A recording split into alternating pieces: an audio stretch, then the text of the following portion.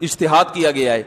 علامہ ابن تیمیہ رحمہ اللہ تعالی فرماتے ہیں کہ کسی صحابی کے فتاوا اور اس صحابی کے شاگردوں کے فتاوا اتنے مشہور نہیں ہوئے جتنے عبداللہ ابن مسعود اور ان کے شاگردوں کے فتاوا مشہور ہوئے۔ فتوا کسے کہتے ہیں؟ قرآن حدیث سے مسئلہ نکال کے لوگوں کو بتانا، تو فتاوا۔ اور عبداللہ بن مسعود کہاں کے تھے؟ بولو نا بھائی جان، کوفہ کے تھے، اور وہ بھی رفع الیدین کے قائل بولو بھائی نہیں تھے۔ کہ ترمذی کی حدیث ہے رفع الیدین نہ کرنے کی، عبداللہ بن مسعود فرماتے ہیں کہ میں تمہیں نہ بتاؤں کہ نبی نے کیسے نماز پڑھی؟ پھر آپ نے صرف تکبیر تحریمہ کے وقت رفع الیدین کیا، رکوع میں جاتے ہوئے اور رکوع سے اٹھتے ہوئے رفع الیدین نہیں کیا۔ اب اس حدیث پہ لوگوں نے اعتراضات شروع کر دیے۔ وہ ایک اعتراض بہت زیادہ لوگوں نے کیا۔ وہ اعتراض یہ کیا کہ اس حدیث کو تو عبداللہ ابن مبارک نے ضعیف کہا ہے۔ اب میں لوگوں کی مینٹل اپروچ بتا رہا ہوں آپ کو۔ اس حدیث کو عبداللہ ابن مبارک نے کیا کہا ہے؟ ضعیف کہا ہے، حالانکہ وہ اس حدیث کو نہیں کہا۔ سمجھ رہے؟ وہ اس حدیث کو نہیں کہا۔ عبداللہ ابن مسعود سے دو حدیثیں منقول ہیں۔ ایک حدیث تو یہ ہے جس میں عبداللہ بن مسعود فرماتے ہیں کہ رسول اللہ صلی اللہ علیہ وسلم سے نقل کرتے ہیں کہ نبی صلی اللہ علیہ وسلم نے ایسے نماز پڑھی ہے، صرف تکبیر تحریمہ کے وقت رفع الیدین کیا، رکوع میں جاتے ہوئے رکوع سے اٹھتے ہوئے نہیں کیا۔ یہ ایک حدیث ہے۔ دوسری حدیث بالکل اسی کے مشابہ ہے جس میں عبداللہ بن مسعود کہتے ہیں کہ میں تمہیں ایسے نماز پڑھ کے بتاؤں جیسے نبی نے پڑھی ہے، اور اس میں بھی طریقہ یہی کہ صرف شروع میں کیا، بعد میں نہیں کیا۔ عبداللہ بن مبارک نے پہلی والی حدیث کو ضعیف کہا ہے، دوسری کو نہیں کہا۔ میں اب عوام کی بات کر رہا ہوں کہ تقلید انتہائی درجے کی ہو رہی ہے۔ جو عالم یوٹیوب پہ کہہ دے نا کہ عبداللہ بن مبارک نے اس حدیث کو ضعیف کہا ہے، تو سب لوگ اسے لے کے مجھ پہ بوچھاڑ کر رہے ہیں، اور واٹس ایپ پہ مجھے ہنسی آتی ہے ان کی کہ تم یہ بات جو کر رہے ہو کہ عبداللہ بن مبارک نے کہا ہے کہ تم نے خود تحقیق کی ہے؟ تم میں سے کوئی انجینئر کی تقلید کر رہا ہے، کوئی زبیر علی زئی صاحب کی تقلید کر رہا ہے، کوئی فلاں مولوی صاحب کی تقلید کر رہا ہے۔ یہ تحقیق تو نہیں ہے نا۔ تحقیق اگر آپ کرتے اور ترمذی کا وہ صفحہ تفصیل سے پڑھتے تو آپ کو پتا چل جاتا کہ عبداللہ بن مبارک نے اس حدیث کو ضعیف نہیں کہا، بلکہ عبداللہ بن مسعود کی دوسری حدیث کو ضعیف کہا ہے۔ نہیں آ رہی میرا خیال ہے؟ تو یہ سارے مقلد ہی ہیں، ان کو صرف ابو حنیفہ رحمۃ اللہ علیہ کی تقلید سے آر آتی ہے، مجتہدین کی۔ باقی اپنی مسجد کے امام کی تقلید کر لو یا فلاں کتاب کے مصنف کی تقلید کر لو، اس سے ان کو کوئی کہیں شرک اور بدعت کی بدبو نہیں آتی ان لوگوں کو۔ تو وہ اتنی بھی تحقیق نہیں ہے۔ اور اس کی سب سے بڑی دلیل یہ ہے کہ عبداللہ بن مبارک اگر اس حدیث کو ضعیف کہتے نا تو پھر عبداللہ بن مبارک، پھر امام ترمذی اس حدیث کو حسن اور صحیح، ایک نسخے میں حسن کہا اور ایک میں حسن صحیح کہا۔ ناصر الدین البانی اس حدیث کو صحیح نہ کہتے، جو اہل حدیث غیر مقلد عالم تھے وہ۔ السلام علیکم ورحمۃ اللہ وبرکاتہ۔ میرے عزیز دوستوں اور بھائیوں، اللہ تبارک و تعالیٰ کی توفیق سے میں اس ویڈیو کے اندر اس ویڈیو کے بارے میں کچھ حقیقتیں رکھنے کی کوشش کروں گا جس کو آپ نے مفتی طارق مسعود حنفی دیوبندی مقلد صاحب کی زبانی سنی ہے کہ عبداللہ بن مسعود رضی اللہ تعالی عنہ کوفہ کے تھے، اور وہ نماز کے اندر پہلی جو تکبیر ہوتی ہے اللہ اکبر کے ساتھ دونوں ہاتھوں کو اٹھایا جاتا ہے، یعنی تکبیر تحریمہ کہا جاتا ہے اس کو۔ اس کے علاوہ وہ رکوع میں جاتے سمے اور رکوع سے اٹھتے سمے رفع الدین یعنی دونوں ہاتھوں کو نہیں اٹھاتے تھے۔ کیا وہ بات اصول حدیث و اسماء الرجال و جرح و تعدیل کے میزان پر صحیح ہے یا صحیح نہیں ہے؟ ہم اس حدیث کی بھی تحقیق آپ کے سامنے رکھیں گے۔ تو آئیے ہم سب سے پہلے اس بارے میں جاننے کی کوشش کرتے ہیں کہ کیا عبداللہ بن مسعود رضی اللہ تعالیٰ عنہ کے تعلق سے جو مفتی طارق مسعود حنفی دیوبندی مقلد صاحب نے جو باتیں کی ہیں، کیا وہ باتیں صحیح ہیں یا صحیح نہیں ہیں؟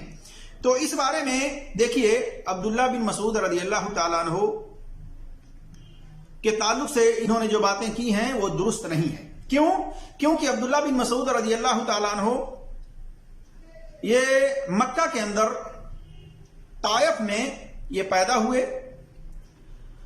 اور عبداللہ بن مسعود رضی اللہ تعالی عنہ کو عمر رضی اللہ تعالی عنہ نے عراق میں، جب عراق عمر رضی اللہ تعالی عنہ کے دور میں ان کے سلطنت میں داخل ہوا تو انہوں نے ضرورت محسوس کی کہ وہاں پر کسی کو قاضی، کسی کو عالم اور اسی طرح سے بیت المال کا دیکھ ریکھ کرنے والا مقرر کیا جائے۔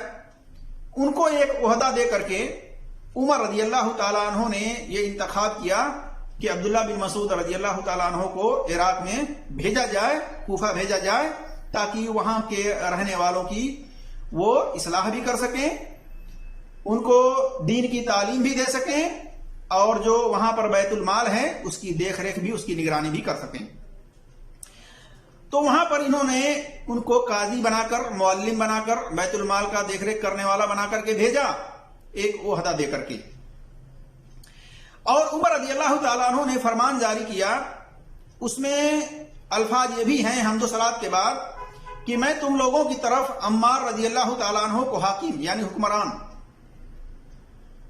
اور عبداللہ بن مسعود رضی اللہ تعالیٰ عنہ کو قاضی اور وزیر بنا کر بھیج رہا ہوں۔ یہ دونوں نبی صلی اللہ علیہ وسلم کے اشرف صحابہ میں سے ہیں، ان کا کہنا مانو اور ان کی پیروی کرو۔ عبداللہ بن مسعود رضی اللہ تعالیٰ عنہ کو تمہاری طرف بھیج کر میں نے اپنی ذات پر تم لوگوں کو ترجیح دی ہے، اور اسی طرح سے عبداللہ بن مسعود رضی اللہ تعالیٰ عنہ عمر رضی اللہ تعالیٰ عنہ کے دور خلافت کے انتہا یعنی آخری تک، اور عثمان رضی اللہ تعالیٰ عنہ کے دور خلافت کی ابتدا یعنی شروعاتی دور تک اپنے عہدے پر قائم رہے۔ اور پھر آپ جو ہے عہدے کو چھوڑ کر کے یعنی عثمان رضی اللہ تعالیٰ عنہ کے دور خلافت کے شروعاتی دور تک تو رہے، اس کے بعد جو ہے شروعاتی دور کے بعد عبداللہ بن مسعود رضی اللہ تعالیٰ عنہ نے اپنے عہدے کو چھوڑ دیا، اپنی اس ذمہ داری کو چھوڑ دیا، اور پھر وہ مدینہ چلے گئے۔ اور مدینہ آ کر کے عبداللہ بن مسعود رضی اللہ تعالیٰ عنہ نے وہیں پر وفات پائی، اور انہیں بقیہ قبرستان کے اندر مدینے میں دفن کر دیا گیا سن 32 یا 33 ہجری میں۔ آپ دیکھ سکتے ہیں فقہ عبداللہ بن مسعود صفحہ نمبر 14، اور اسی طرح سے تقریب التہذیب کے اندر نمبر ہے 3613۔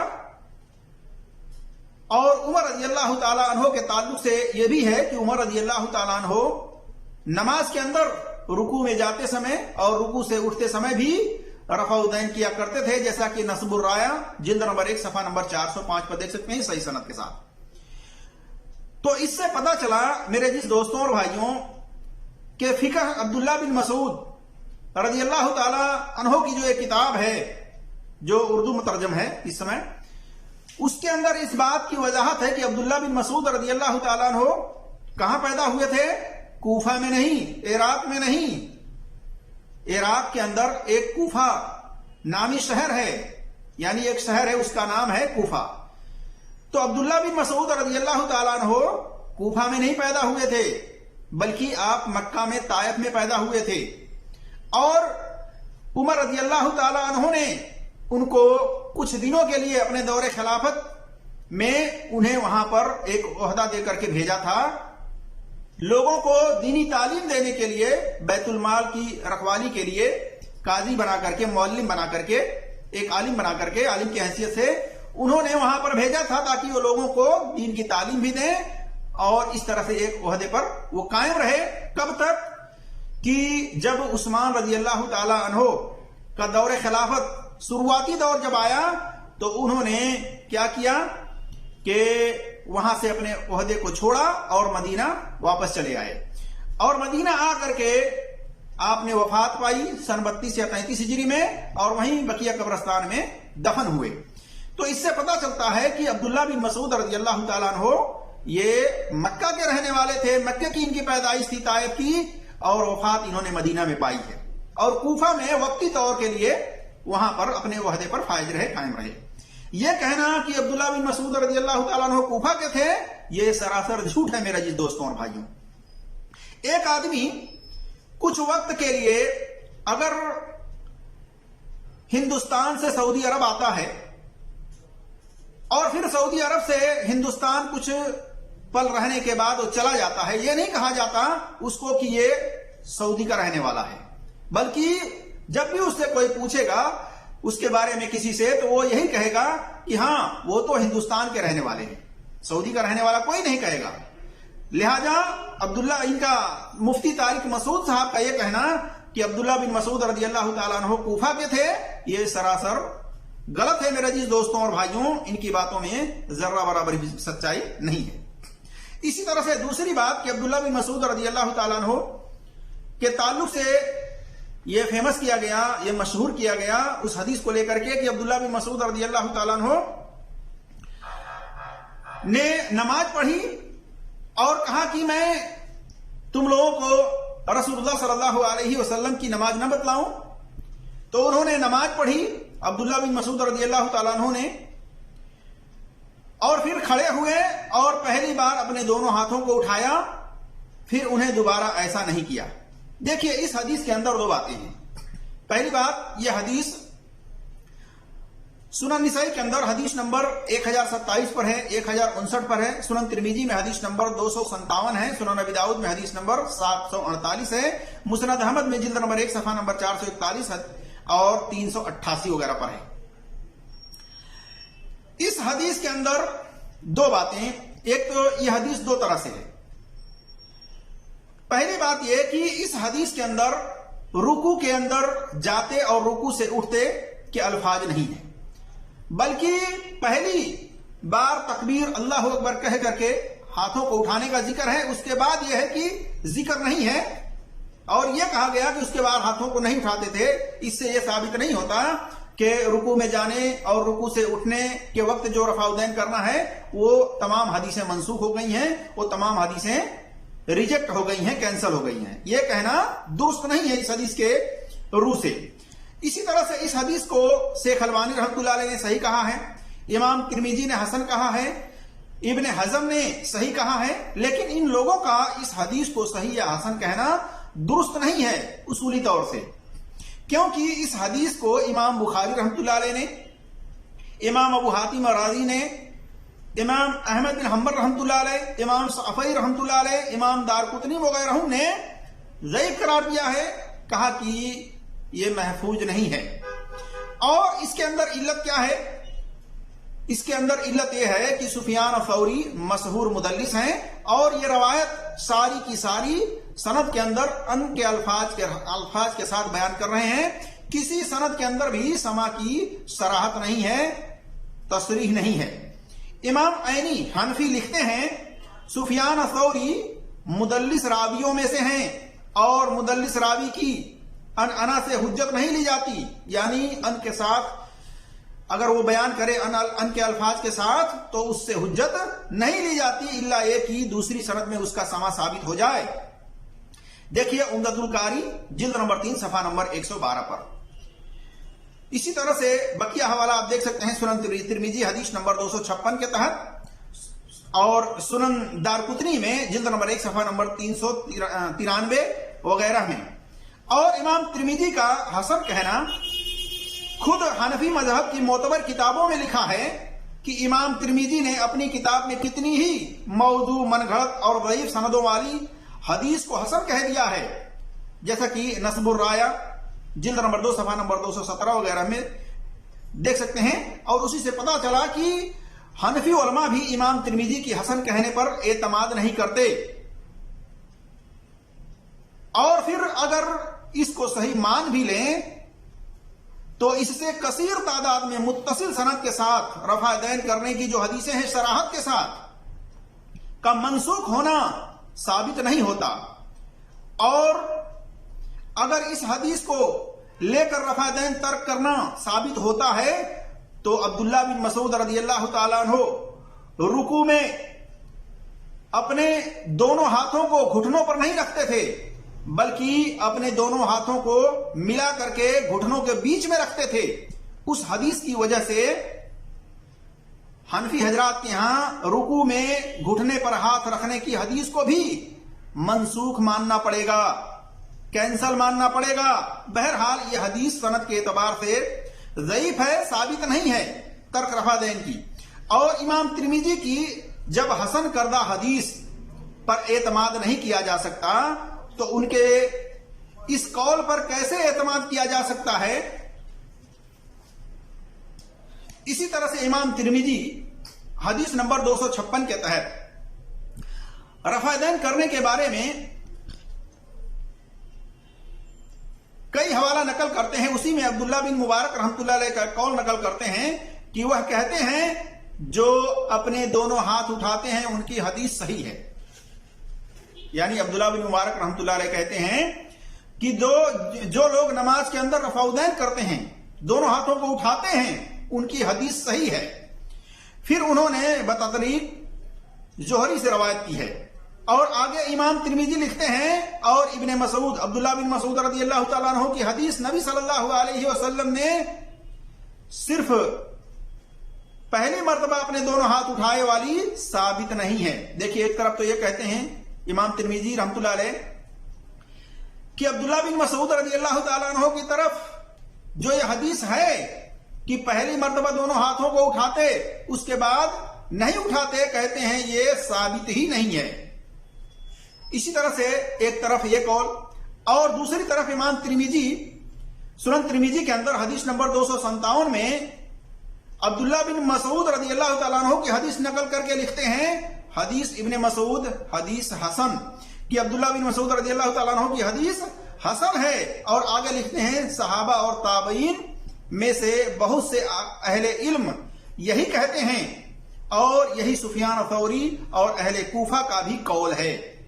اب بتائیے امام ترمذی رحمۃ اللہ علیہ کی باتوں میں تو خود تضاد ہے، خود ٹکراؤ ہے کہ ایک طرف اس کو حسن کہتے ہیں اور دوسری طرف کہتے ہیں کہ پہلی دفعہ ہاتھ اٹھانے کے علاوہ جو روایت ہے کہ دوسری جگہ ہاتھوں کو نہیں اٹھاتے تھے رکوع میں جاتے سمے، رکوع سے اٹھتے سمے، کہتے ہیں یہ ثابت ہی نہیں ہے عبداللہ بن مسعود رضی اللہ تعالیٰ عنہ سے یہ حدیث. اور دوسری طرف کہتے ہیں کہ یہ حدیث حسن ہے. اسی لیے امام ترمذی کو متساہل قرار دیا ہے محدثینوں نے کہ ان کی اکیلے کی بات نہیں مانی جائے گی. حدیث پر حکم لگانے کے تعلق سے، راویوں کے بارے میں شقہ اور صدوق کے تعلق سے ان کی اکیلے کی بات نہیں مانی جائے گی. تو امام ترمذی رحمۃ اللہ علیہ کے قول میں تو خود ہی ٹکراؤ ہے، ان کی بات معتبر نہیں ہے میرے عزیز دوستوں اور بھائیوں. کہ انہوں نے جو کہا کہ اہل کوفہ کے اندر زیادہ تر لوگ اسی قول کو فالو کرتے ہیں، یعنی ترک رفع دین کو ہی مانتے ہیں. تو یہ تو امام ترمذی کی جو بات ہے یہ معتبر ہی نہیں ہے، جبکہ متصل سند کے ساتھ بہت ساری حدیثیں موجود ہیں رفع دین کرنے کے تعلق سے.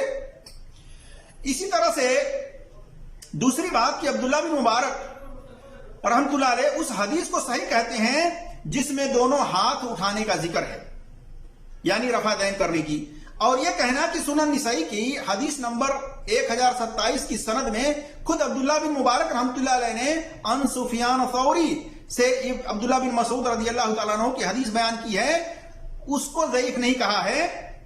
تو جواب یہ ہے کہ انہوں نے اس کی سند کو صحیح ہی کہا ہے.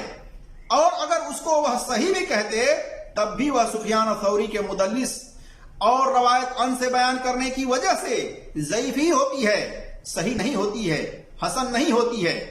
ان تمام سند میں سفیان ثوری ان کے الفاظ کے ساتھ روایت بیان کر رہے ہیں، کسی بھی سند کے اندر سما ثابت نہیں ہے. اب جو لوگ اس کو حسن یا صحیح مانتے ہیں، سب سے پہلی بات کہ سفیان ثوری سے سما ثابت کریں. سفیان ثوری کو حافظ ابن حجر عسقلانی رحمۃ اللہ علیہ نے طبقہ ثانیہ میں ذکر کیا ہے. دیکھیے طبقات المدلسین صفحہ نمبر 32 میں. جبکہ امام حاکم جو کہ ان سے پہلے کے فن رجال کے محدث ہیں، انہوں نے سفیان ثوری کو طبقات ثلاثہ میں لکھا ہے، جیسا کہ معرفت العلوم حدیث صفحہ نمبر 106 اور جامع تحصیل صفحہ نمبر 99 وغیرہ پر دیکھ سکتے ہیں. پہلی بات یہ ہے کہ طبقات جو مدلسین کے تعلق سے بنایا گیا ہے یہ بعد کی ایجاد کردہ ہے. متقدمین محدثین کے اصول کے اندر یہ چیز نہیں پائی جاتی ہے، بلکہ متقدمین محدثین کے ہاں یہی اصول ہے. جیسے امام یحییٰ بن معین رحمۃ اللہ علیہ ہیں، امام شافعی رحمۃ اللہ علیہ ہیں، انہوں نے یہی بات کہی ہے اور اس پر اتفاق ہے اکثر محدثین کا کہ مدلس راوی کی ان والی روایت بغیر سما کے تصریح کے، بخاری اور مسلم کے علاوہ، بغیر صحیح شواہد کے، بغیر صحیح مطابعات کے، اس کی وہ روایت سندن ضعیف ہوتی ہے، کمزور ہوتی ہے، وہ حجت اور دلیل نہیں ہوتی ہے۔ تو سفیان ثوری یہ مشہور مدلس ہیں، اور انہوں نے کسی بھی سند کے اندر سما کی صراحت نہیں کی ہے، اس بنا پر اس کی سند جو ہے ضعیف ہے، کمزور ہے، اعتبار کے لائق نہیں ہے۔ تو یہ کہنا کہ عبداللہ بن مسعود رضی اللہ تعالیٰ عنہ پہلی بار رفع الدین کرتے تھے تکبیر تحریمہ کے وقت، اس کے بعد نہیں کرتے تھے، تو اس کے اندر صراحت ہی نہیں ہے میرے عزیز دوستوں اور بھائیوں۔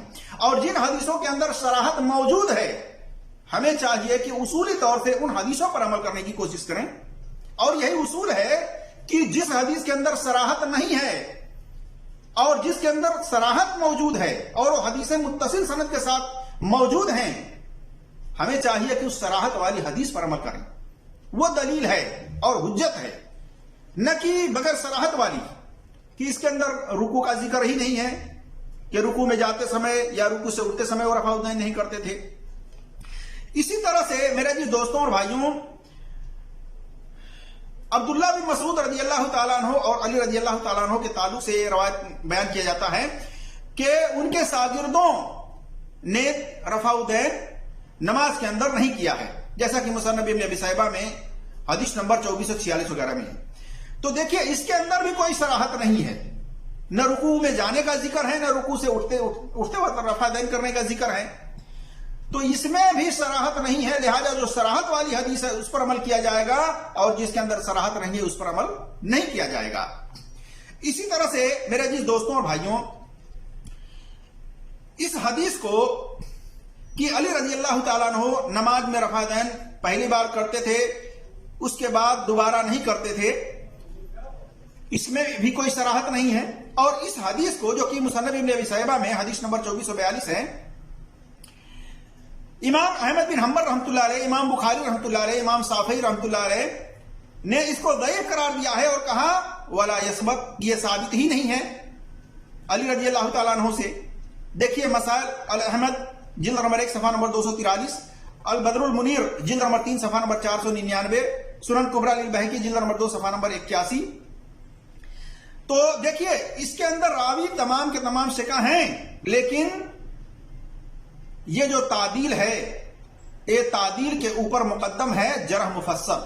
جب جرح مفسر موجود ہے تو تعدیل کی کوئی اہمیت نہیں ہوتی میرے عزیز دوستوں اور بھائیوں۔ یہ اصول ہے کہ تعدیل پر جب جمہور اکثر محدثین کی جرح موجود ہو تو وہ تعدیل و شقہ اور صدوق معتبر نہیں ہوتے ہیں۔ اسی طرح سے یہ جو رفع الدین رکوع میں جاتے سمے اور رکوع سے اٹھتے سمے جو رفع الدین کرنے کی حدیثیں ہیں، یہ خاص ہیں، اور جو پہلی بار تکبیر تحریمہ یعنی پہلی بار تکبیر کے وقت ہاتھ اٹھانے کی جو حدیث ہے وہ عام ہے۔ تو خاص جو ہے یہ عام پر مقدم ہے میرے عزیز دوستوں اور بھائی، ٹھیک ہے؟ یہ اصول ہے کہ خاص جو ہے یہ عام پر مقدم ہوتا ہے، اور اگر اس کو خاص کو اگر عام پر مقدم نہیں کریں گے تو پھر جو حنفی حضرات ہیں، دیوبندی حضرات ہیں، یہ لوگ وتر کی نماز کے اندر کیوں رفع الدین کرتے ہیں؟ پھر اس رفع الدین کو بھی منسوخ کرنا چاہیے، اس کو بھی کینسل کرنا چاہیے کہ یہ بھی کینسل ہے۔ اسی طرح سے عیدین کی نمازوں کے اندر ہاتھ اٹھاتے ہیں، رفع الدین کرتے ہیں، اس کو بھی منسوخ سمجھنا چاہیے۔ تو یہی ہے کہ جو اپنے مسلک کے مطابق ہے اس کو لیتے ہیں، جو ان کے مسلک کے مخالف ہے اس کو چھوڑ دیتے ہیں۔ اسی طرح سے میرے جس دوستوں اور بھائیوں، رفع الدین کرنے کے تعلق سے متصل سند کے ساتھ بہت زیادہ حدیثیں ہیں، لہذا صراحت کے ساتھ ہیں، لہذا اس پر عمل کرنی چاہیے۔ اور نبی صلی اللہ علیہ وسلم کی یہ سنت ہے کہ آپ صلی اللہ علیہ وسلم رکوع میں جاتے سمے نماز میں اور رکوع سے اٹھتے سمے رفع الدین کرتے تھے، لہذا ہمیں بھی چاہیے کہ اپنی نماز کے اندر اس سنت کو زندہ رکھیں، جاری رکھیں۔ اسی طرح سے میرے عزیز دوستوں اور بھائیوں، محمد بن وضع وفات 289 ہجری، انہوں نے کہا ترک رفع الدین کی تمام حدیث ضعیف ہے، کمزور ہے۔ دیکھیے التمہید جلد نمبر 9 صفحہ نمبر 221 پر۔ اسی طرح سے حافظ ابن القیم نے کہا नमाज में रुकू से पहले और रुकू के बाद में रफा दैन करने की मना की सारी हदीस बातिल है, यानी गलत है। उनमें से कोई भी सही नहीं है। मिसाल के तौर पर उन्होंने अब्दुल्ला बिन मसूद रदियल्लाहु ताला अन्हु की हदीस का हवाला दिया कि जो कहा जाता है कि अब्दुल्ला बिन मसूद रदियल्लाहु ताला अन्हु नमाज में पहली दफा रफा दैन करते, उसके बाद दोबारा नहीं करते थे। कहते हैं ये सारी हदीसें बातिल हैं, गलत हैं। देखिए अल मनारुल मुनीफ सफा नंबर 137 पर। इसी तरह से इमाम बुखारी रहमतुल्लाह अलैह कहते हैं किसी एक सहाबी से भी रफाउद्दैन न करना साबित ही नहीं है। देखिए जुज रफाउद्दैन इमाम बुखारी की सफा नंबर 40। पता चला मेरे इस दोस्तों और भाइयों के तर्क रफादैन नमाज के अंदर न करना, इस बारे में जितने आसार मिलते हैं सहाबा से, ताबई से, ये गैर साबित हैं, ये सही सनद से साबित ही नहीं है मेरे जिस दोस्तों और भाइयों। क्यों? क्योंकि इसके मुकाबले में शराहत के साथ, मुत्तसिल सनद के साथ कसीर तादाद में हदीसें मौजूद हैं रफाउदैन करने की। लिहाजा इस सुन्नत को जिंदा किया जाए, इस सुन्नत पर अमल किया जाए। ये नबी सल्लल्लाहु अलैहि वसल्लम का तरीका है। सल्लु कमा रअयतमुनी उसल्ली, नमाज उसी तरह से पढ़ो जिस तरह से मुझे पढ़ते हुए देखा है। मालिक बिन हुवैरिस रदियल्लाहु ताला अन्हु नबी सल्लल्लाहु अलैहि वसल्लम की नमाज का तरीका बताते हुए उन्होंने रफाउदैन किया और कहा कि नबी सल्लल्लाहु अलैहि वसल्लम इसी तरह से नमाज में रफाउदैन रुकू में जाते समय और रुकू से उठते समय किया करते थे। लिहाजा मेरे जिस दोस्तों और भाइयों, इस सुन्नत के मुताबिक नमाजों को अदा किया करें। अल्लाह तबारक व तआला से दुआ है कि अल्लाह तबारक व तआला हम तमाम मुसलमानों को कुरान और सही हदीस पर अमल करने की तौफीक अता फरमाए। आमीन या रब्बल आलमीन। अस्सलामु अलैकुम व रहमतुल्लाहि व बरकातुहू।